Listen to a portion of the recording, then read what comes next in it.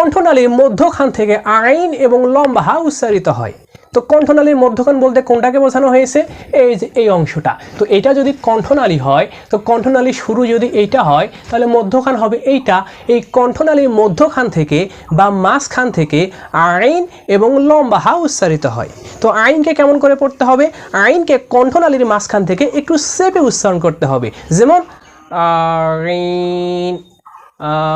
আইন, আমার সঙ্গে সঙ্গে কণ্ঠনালীর মধ্যখানে আঙ্গুল দিয়ে আপনারাও প্র্যাকটিস করুন যে আইন অক্ষর কণ্ঠনালীর মধ্যখান থেকে বা মাঝখান থেকে একটু চেপে পড়তে হয়। যেমন আইন, আইন, আইন।